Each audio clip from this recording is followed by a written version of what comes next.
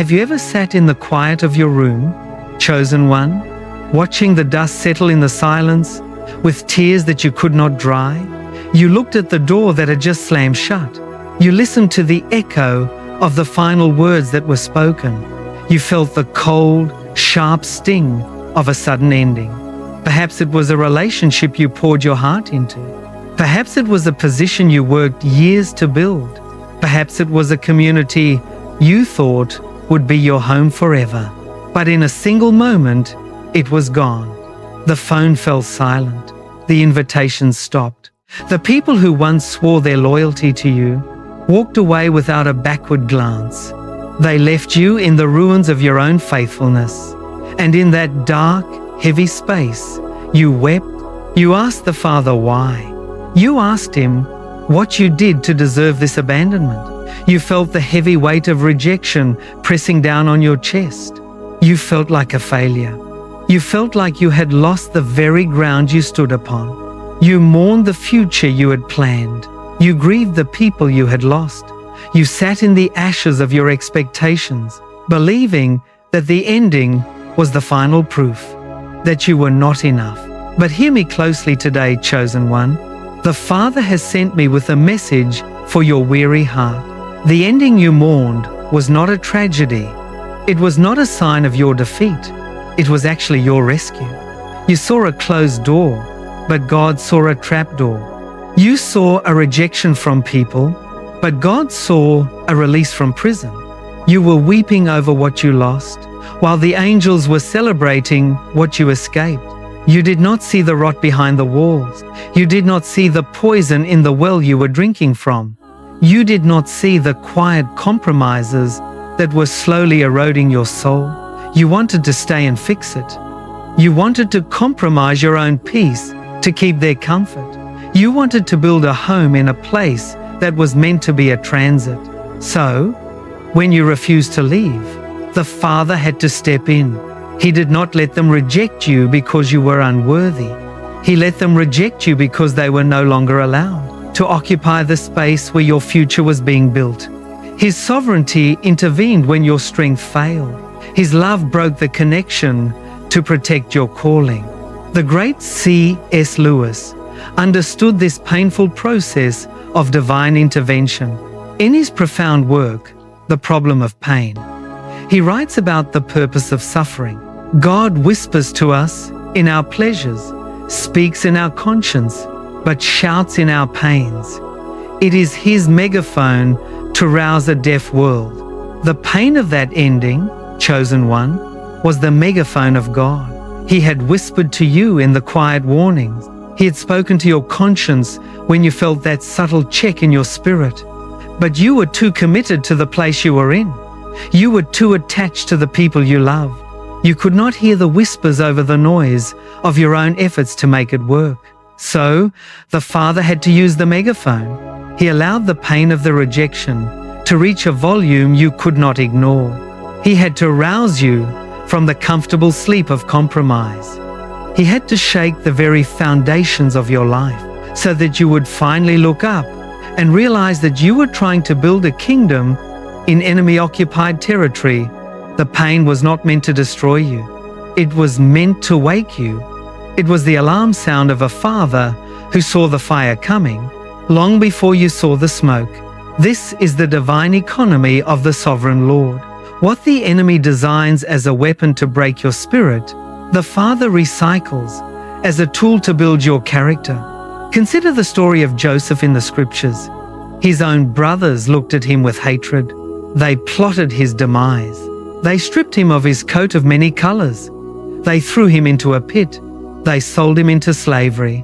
They walked away, believing they had ended his story. Joseph must have sat in the darkness of the pit, mourning the loss of his family. He must have wept over the betrayal of his own flesh and blood. But years later, standing in the palace of Egypt, he looked at the very brothers who had discarded him. He did not speak words of vengeance. He spoke the ultimate truth of divine alignment. In the book of Genesis, chapter 50, verse 20, it is written, "You intended to harm me, but God intended it for good, to accomplish what is now being done, the saving of many lives. They meant it for evil. They wanted to erase your name. But God redirected the arrow. He used their betrayal to transport you to the field of your promotion. He used their rejection to pull you out of the small environment that would have starved your potential. Your pit was not your grave. It was your chariot.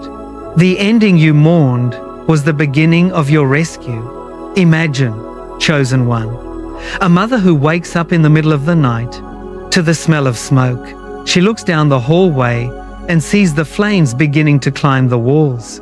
She runs into her child's room. She grabs the child from the warm, comfortable bed.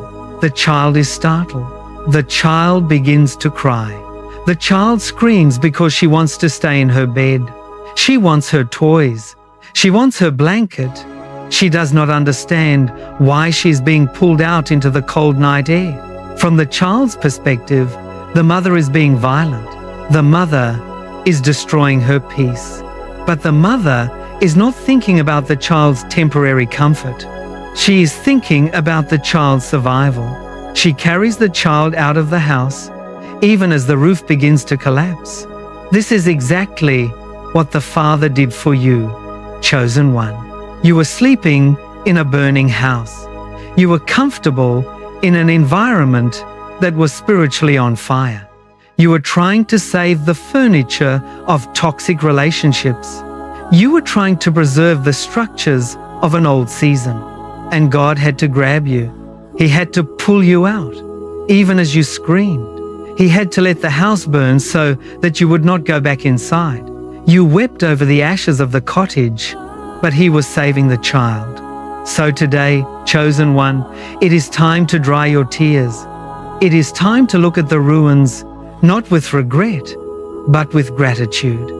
If you are ready to stop mourning the fire and receive the rescue of the Father, type "I receive the rescue" in the comments below.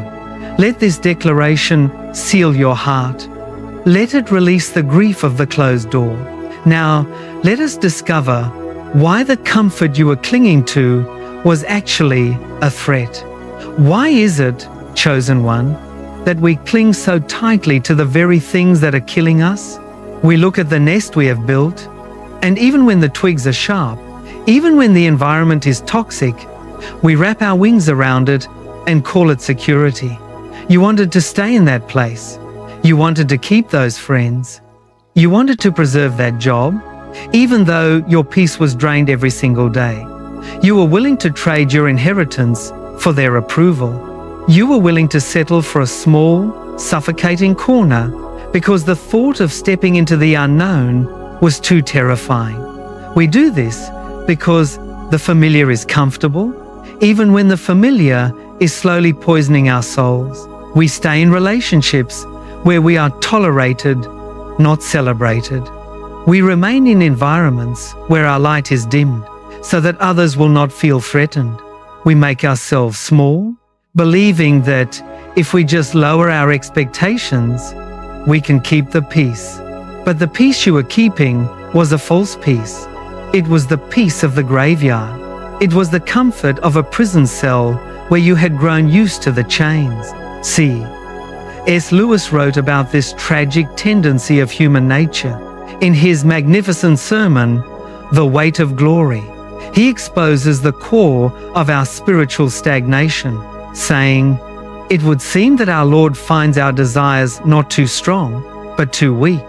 We are half-hearted creatures, fooling about with drink and sex and ambition, when infinite joy is offered us, like an ignorant child who wants to go on making mud pies in a slum, because he cannot imagine what is meant by the offer of a holiday at the sea. We are far too easily pleased." Think about that image, chosen one. A child sitting in the mud of a dark, filthy alleyway, shaping little pies out of dirt. The child is happy in the mud because he has never seen the ocean. He has never felt the warm sand beneath his feet. He has never heard the crash of the waves. If you offered him a holiday at the sea, he would refuse it because he cannot comprehend it. He would rather stay in the slum clutching his mud pies. This is exactly how we look to the Father. He offers us infinite joy. He offers us a calling that spans nations. He offers us relationships built on pure, divine love. And yet, we sit in the toxic slums of our old habits, clutching the mud pies of toxic friendships and dead careers, screaming because he's trying to take the dirt away, because the Father loves you too much to let you stay in the alleyway. He did not call you to spend your life making mud pies. So, when he saw you settling, he had to act. He did not just ask you to leave. He made it impossible for you to stay. He disturbed the nest. He allowed the comfort to turn into friction. He allowed the people you trusted to reveal their true hearts. He allowed the whispers, the backbiting, and the betrayal to rise to the surface. Suddenly, the environment that once felt safe became a place of torment. You walked into the room and felt the sudden drop in temperature. You spoke your truth and met the wall of cold silence. You tried to fit in, but the corners had grown too sharp. You felt the pain of the nest being dismantled, twig by twig. You cried out, asking why the comfort had vanished. But it was not the enemy's victory. It was the Father's hand. An eagle mother does not keep her eaglets in the nest forever. When it is time for them to fly, she begins to pull away the soft feathers and the comfortable grass. She exposes the sharp thorns and the rough branches. She makes the nest so uncomfortable that the young eagles are forced to stand on the edge. This is the beautiful, fierce love of the Creator described in the Scriptures. In the book of Deuteronomy, chapter 32, verse 11, we find this powerful imagery. Like an eagle that stirs up its nest and hovers over its young, that spreads its wings to catch them and carries them aloft. The stirring of your nest was a necessary disruption. If the nest had remained soft, you would have never left it. You would have died a crawling creature, never knowing that you were designed to rule the heights. The Father had to stir the branches. He had to let the rejection push you to the edge of the cliff. And when you fell, when you felt the terrifying drop of the ending, you thought you were falling to your destruction. But the Father was hovering. He spread his wings beneath you. He caught you in the mid-air of your panic. He carried you aloft on the wind of his Spirit. The fall you feared was actually the moment your wings were activated. You had to lose the safety of the branch to discover the majesty of the sky. Your ending was the catalyst for your elevation. Now, you must make a decision, chosen one. Will you go back to the slum? Will you try to gather the scattered dirt to make another mud pie? The temptation is always there. When the sky feels too vast and the wind feels too strong, we long for the smallness of the alleyway. We want to text the people who rejected us. We want to beg for the jobs that discarded us. We want to apologize for things we did not do, just to feel the familiar warmth of the old nest. But you cannot go back. The slum has nothing left for you. If you return, you will find that the mud pies no longer satisfy. Your taste buds have been altered by the first breath of the sea air. Your spirit has grown too large for the cage. The Father has closed that chapter permanently. He has set a guard at the gate of your past. Every time you try to turn back, you will meet the wall of his protection. Embrace the vastness. Accept the discomfort of growth. You were not made for the dirt. You were made for the deep.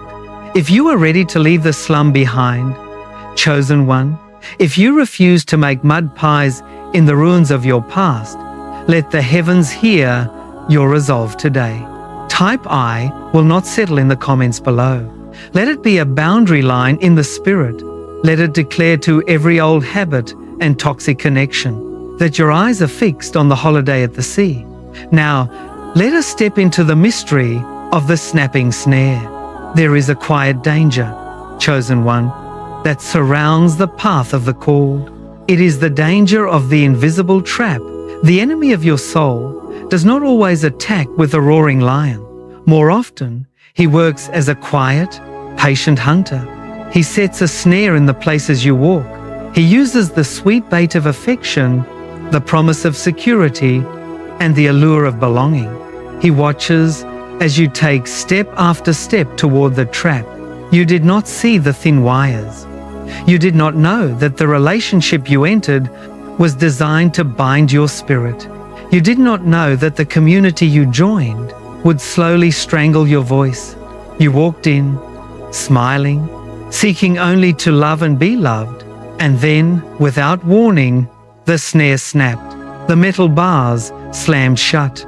You found yourself in a cage of betrayal, surrounded by walls of hostility. You cried out in panic. You beat your wings against the bars. You mourned the sudden confinement, asking why a journey that started so beautifully had ended in such a painful cage. In his deep reflections on rescue and grace, C.S. Lewis captured the paradox of the prison house. He described the way the Father breaks the nets we find ourselves in. The door of the cage had been slammed and double-bolted, yet the prisoner was free. We were trapped in the net of our own choices, and God broke the net, not to make us comfortable, but to set us free to run. Think about the weight of those words, chosen one. The cage door was not just closed, it was double-bolted. By all human standards, your escape was impossible. The network of gossip was too wide. The rejection was too coordinated. The damage to your reputation was too deep. You were trapped by the choices you made and the choices others made against you. But the hunter forgot one critical truth. You do not belong to the hunter.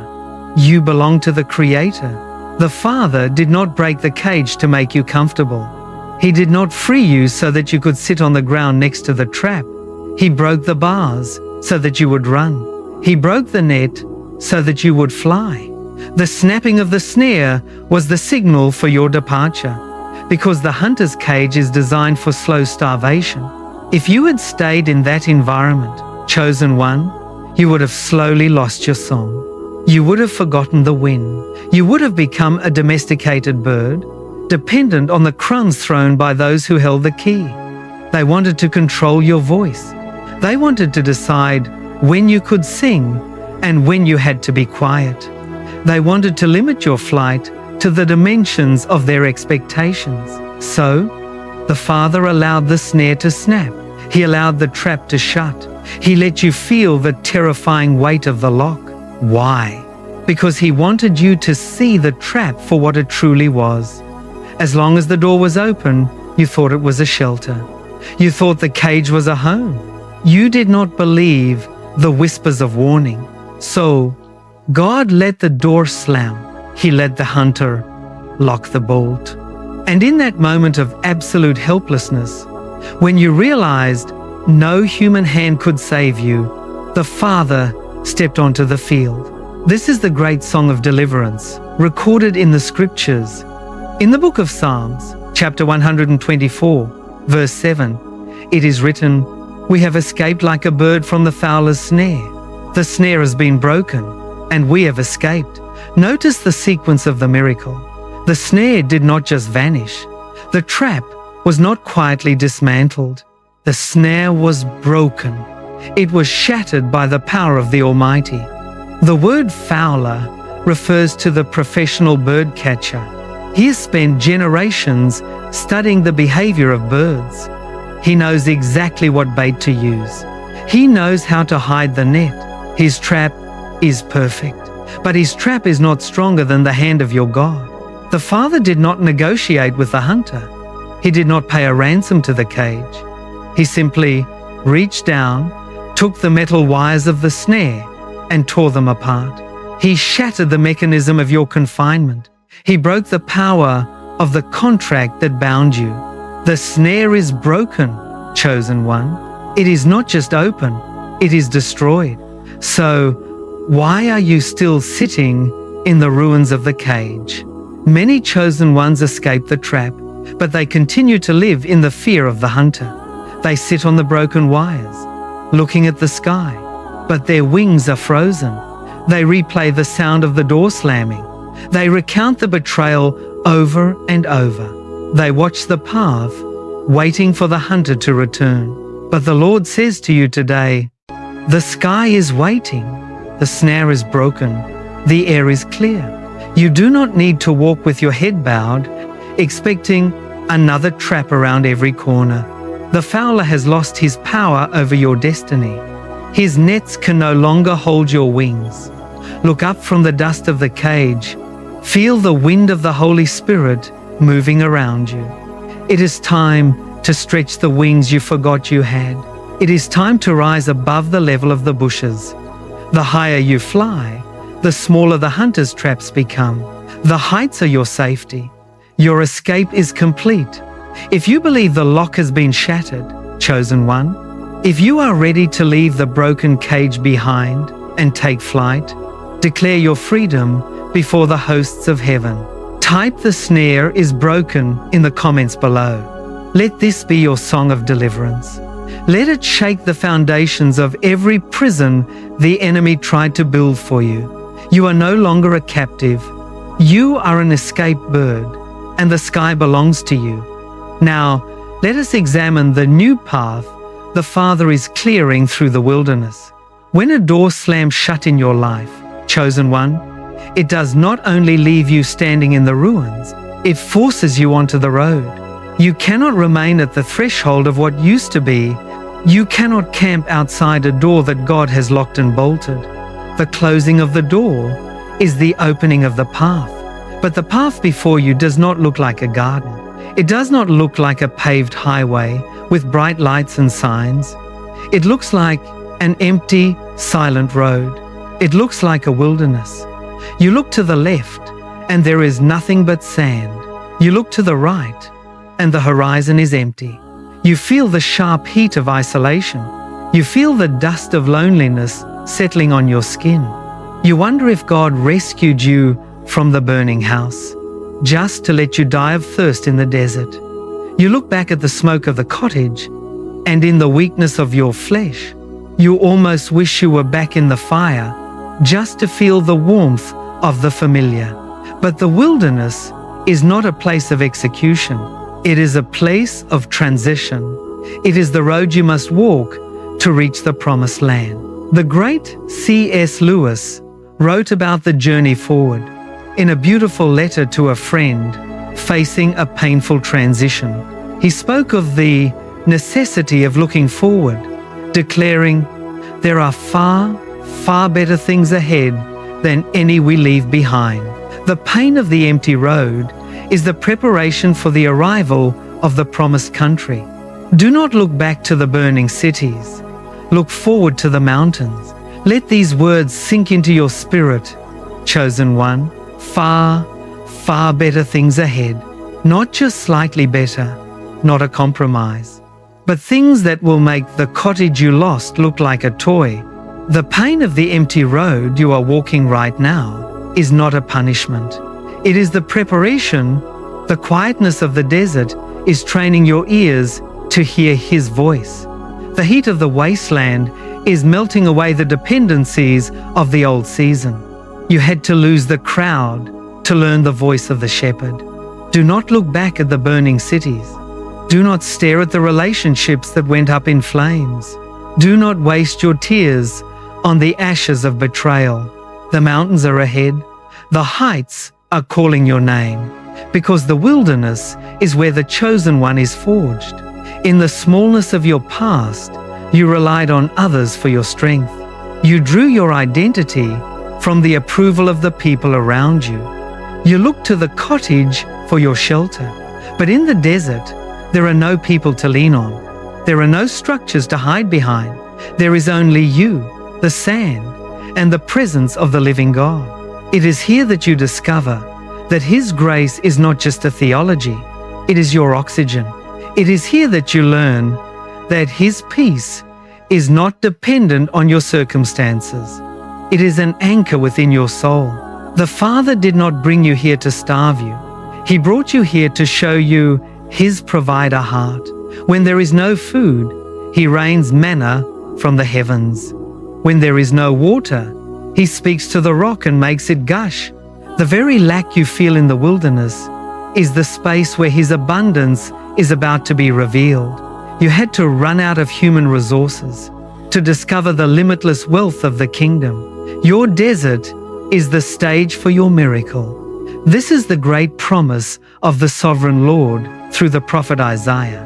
In the book of Isaiah, chapter 43, verses 18 and 19, it is written, "Forget the former things, do not dwell on the past. See, I am doing a new thing. Now it springs up. Do you not perceive it? I am making a way in the wilderness and streams in the wasteland. Forget the former things. Do not dwell on the past." Why does the Lord command this so strictly? Chosen one, because you cannot walk forward while looking backward. If you are constantly staring at the door that closed, you will trip over the path that is opening. If you are always mourning the cottage, you will walk right past the palace He is building for you. See, He is doing a new thing. It is already springing up. It is not a repeat of the old. It is not a patched-up version of the past.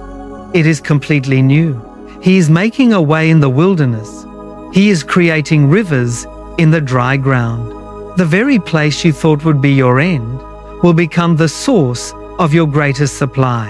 So, let go of the ashes, chosen one. Stop picking up the pieces of the relationship that broke. Stop trying to rebuild the bridge that God burned down.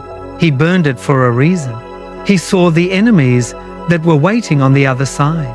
He saw that if you went back, you would be captured. The fire that destroyed your past was the wall of fire that protected your future. Keep your eyes on the horizon. Feel the heat of the road, yes, but know that every step is bringing you closer. The mountains are rising in the distance. The promised country is near. The wilderness is temporary, but the inheritance is eternal. You are not wandering. You are being led. You are not lost. You are being positioned. Trust the road. Trust the guide. He who rescued you from the flame will not leave you in the dust. If you are ready to stop looking back at the burning cities, chosen one, if you are ready to perceive the new thing the Father is doing in your life, make your declaration of faith today. Type, "I am," moving forward in the comments below. Let this step of faith register in the spiritual realm. Let it tell the enemy that you have left the ruins and your feet are locked onto the path of your destiny. Now, let us enter the final revelation of the master plan. At the end of the empty road, chosen one, there is a destination you did not foresee. The wilderness does not go on forever. The dust eventually settles. The sun begins to rise over a new horizon. And there, standing before you, are the gates of the palace He prepared. You thought you were wandering in the desert to be forgotten. You thought the closing of the cottage door was the end of your story. But the Father was only moving you. He had to take you out of the small room to bring you into the grand hall. He had to strip away the counterfeit relationships to prepare you for the covenant connections. You mourned the loss of the cheap metal, not knowing He was holding a crown of pure gold. You wept over the closed door of the servants' quarters, while the key to the master's house was in His hand. The road was long, yes, the sand was hot, and your feet were tired. But look up, the gates are opening, the inheritance is waiting. In his profound contemplation of heaven and destiny, C.S.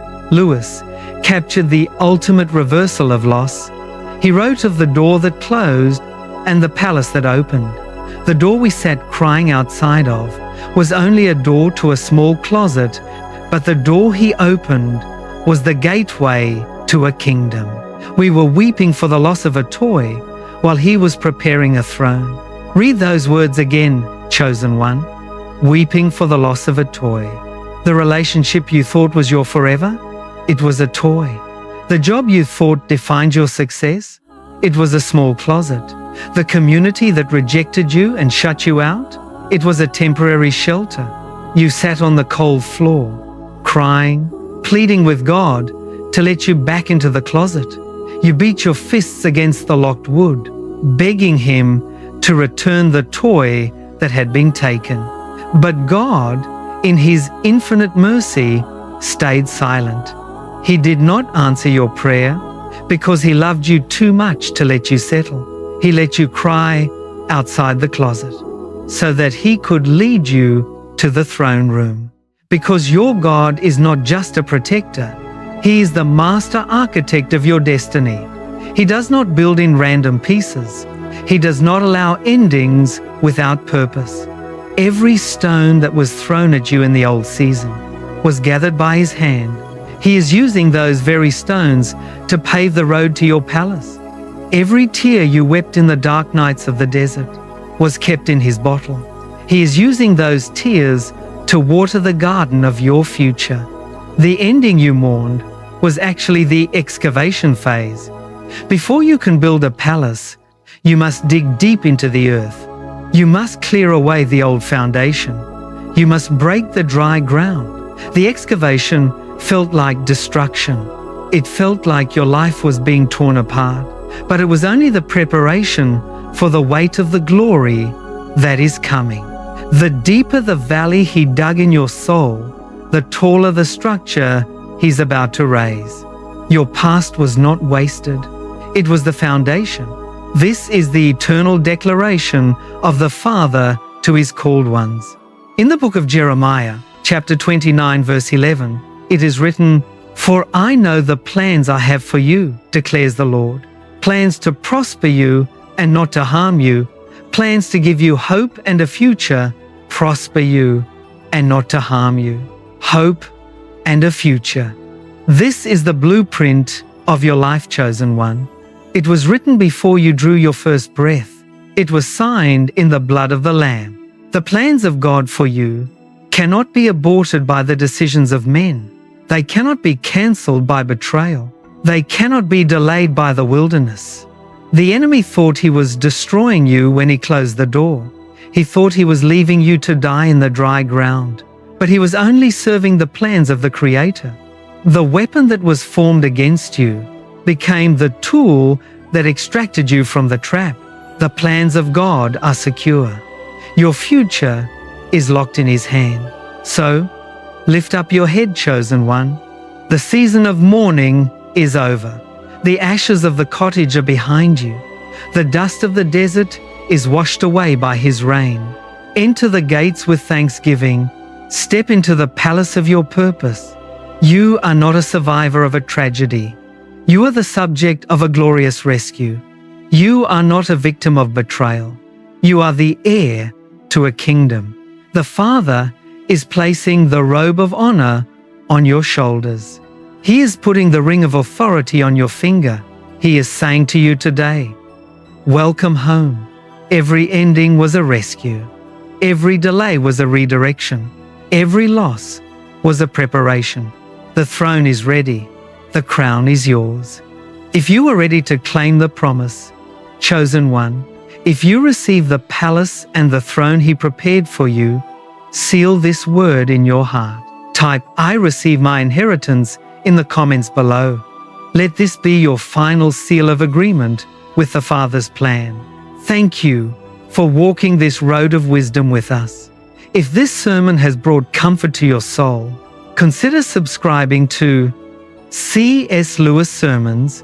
Share this message with another chosen one who is mourning an ending. Remember, the door that shut was your rescue. The road is clear. Go forward in his strength. Amen.